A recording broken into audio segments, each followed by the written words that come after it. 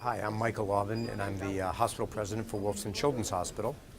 And one of the things when I think about speaking up for kids is really considering the chronic and complex kids. These are the children that represent about 6% of the children in our Medicaid program, which is the safety net for children. And they absolutely represent about 40% of the cost. So they're very, very complicated.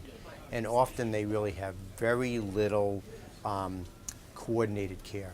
And so we're spending a lot of time coordinating their care, trying to get these children so that they have a medical home with a doctor and a wraparound team of specialists that really look after their psychosocial needs for their families. What it does is it leads to improved care, it leads to better outcomes, greater family satisfaction, and at the end of the day it saves us cost in the system. So doing the right thing and saving costs. I have a good example of how it works. In our Center for Medically Complex Children, one of the new patients that joined had some severe pulmonary condition, post-neonatal baby, and the mom was new to the clinic, had forgot to call her doctor, and so literally had called in kind of distress, got the ambulance to come to her house, and the baby was in respiratory distress, but not critical. Once she got into the ambulance, she remembered, oh, the doctor told me that I should call her. So she called the doctor from the ambulance and said, listen, we're in the ambulance and they're taking us to a local community hospital, because this woman lived a long way from the children's hospital.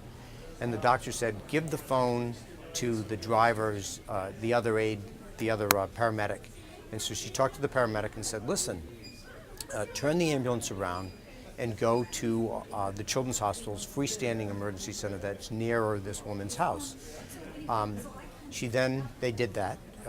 When the child arrived, she then spoke to the pediatric ED doc that was there, said, listen, don't run the whole panel for this child, just do an x-ray.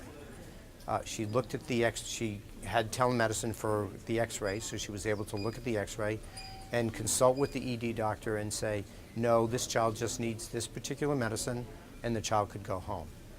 And so in this case, if the child had gone to the other emergency department, she would have gotten the big workup, then transferred to the Children's Hospital, then we would have called the doctor and gone through the process. So it saved costs, it was close to the mom's home, and it was the right thing to do for this child, who probably might have gotten admitted to another hospital. So that's the kind of thing we're doing, and I think we need to speak up for kids who have this kind of condition.